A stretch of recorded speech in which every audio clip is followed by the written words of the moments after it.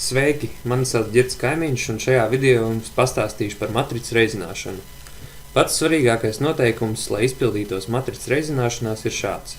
Reizinājumā pirmās matricas elementu skaitam rindā ir jābūt vienādam ar otrās matricas elementu skaitu kolonā.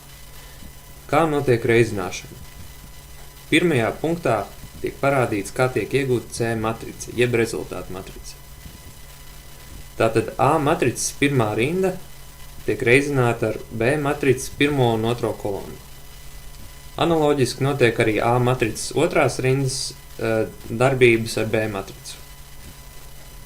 Otrajā punktā izvērsti parādīts, kā notiek A matricas pirmās rindas reizināšana ar B matricas pirmo un otro kolonu. Tātad vispirms notiek pirmās matricas reizināšana ar pirmo kolonu. Skaitlis 1 tiek reizināts ar 5. Un tam tiek pieskaitīts 2 un 7 reizinājums.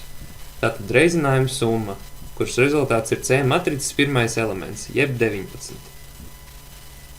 Lai iegūtu C matricas pirmās rindas otro skaitli, tiek veikta tāda pati reizinājuma summēšana kā iepriekš, tikai izmantojot A matricas pirmo rindu un B matricas otro kolonu. Tātad šeit. Trešajā punktā tiek iegūta C matricas otrā rinda pēc tiem pašiem tikko izskaidrotajiem nosacījumiem. Lūk šādi.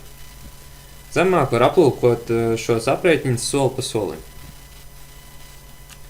Tālāk tiek aplūkots, kā šī matricas reizināšanās izskatās, izmantojot Petri tīklus. Tātad šeit man ir zīmējums, kur man ir viena pāreja, šeit pa vidu kopā ir 3 vietas, kas ir domātas katrai matricai, un ir 3 arkas, kas ir katrai vietai domāts. Tātad šeit ir A matricas vieta, kur ir visa A matrica ar visiem elementiem. Tātad A1, A2, A3, A4, kas atbilst A matricai 1, 2, 3 un 4 skaitļiem.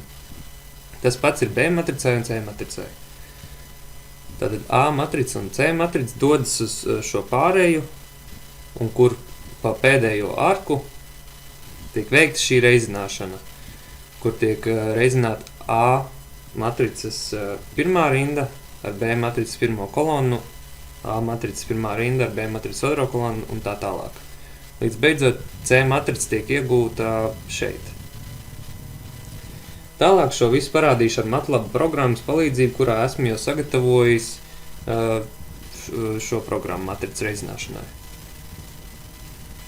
Tātad šeit ir A matrica, šeit B matrica, un C matrica ir A un B matrica reizinājums.